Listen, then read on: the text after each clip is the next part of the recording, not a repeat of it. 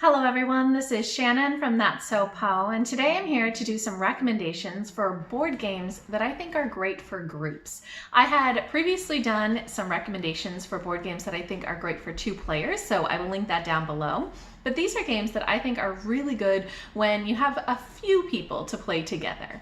The first game I'd like to recommend is Forbidden Desert. This is a 2 to 5 player cooperative game that takes about 45 minutes to play and is rated at ages 10 plus.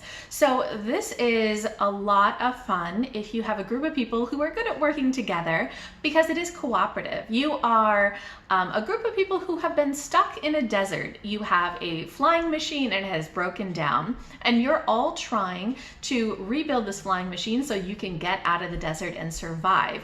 Each person has a different task, a different skill set. So some people are good at healing and other people are good at building, these sorts of things. And you work together and discuss what you're going to do to help out each other to get out of this desert. So it's really, really great in terms of discussion and planning together and things that I really like.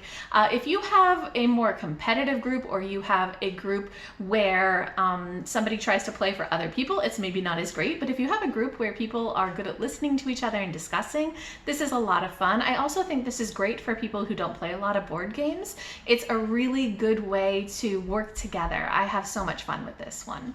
Another cooperative game that I love but plays very, very differently is Hanabi. Hanabi is a 2 to 5 player card game that takes about 25 minutes per game and is rated at ages 8 plus. This is a very interesting cooperative game because it works really differently than most other ones. Most cooperative games are all about the discussion and planning together. Hanabi, on the other hand, is really a game about information.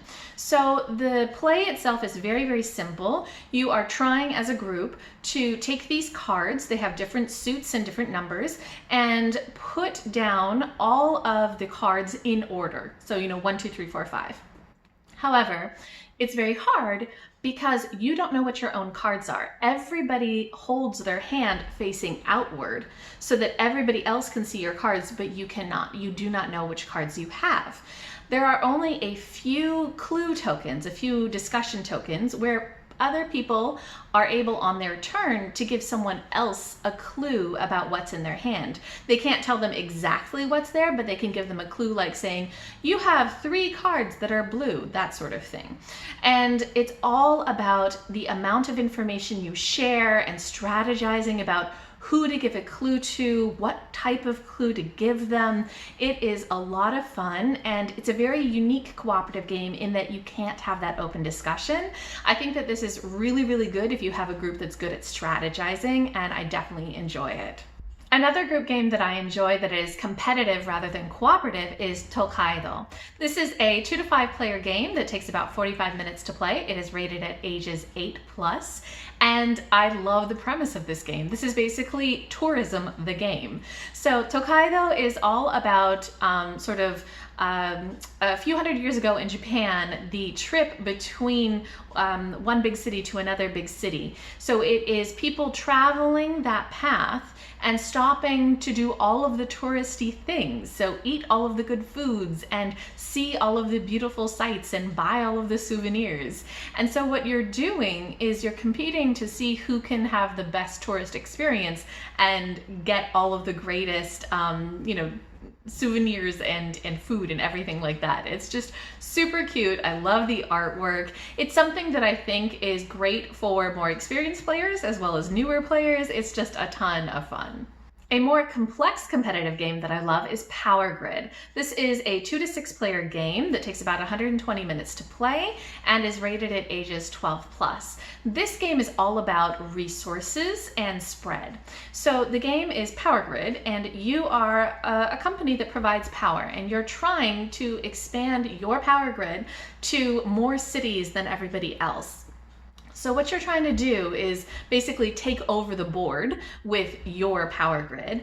And to do that, you have to really strategize about how you build out your power grid. So this game also involves bidding. There is some shared resources that you have to bid on to see who gets them. There are different power plants, and there are different types of materials that you use to power your power plant, so coal, etc.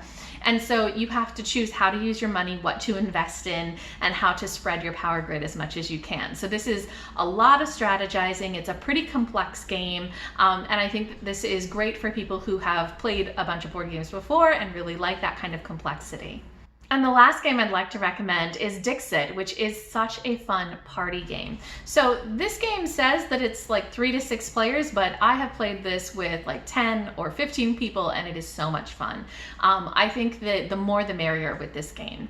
So this is a really interesting game. The game, it says, is a 30-minute game, but you can just keep playing as long as you like. It's rated at ages 8+. And what it is basically is a set of beautiful illustrated cards. And there are many different editions of Dixit, and we have bought many different editions and just combined all of the cards, because the more cards you have, the more fun this game is as well. The basic premise of the game is that each player has a set of cards, and for each round, the person who is going will give a clue. And this clue can be whatever they want it to be. It can be one word, it can be a sentence, whatever they want it to be. And then they put their card face down in the center. Everybody else also puts down a card from their hand in the center. You mix it all together, you turn them over, and then everybody has to guess which of those cards was the original clue givers, because everybody else is also trying to put down a card that would match that clue.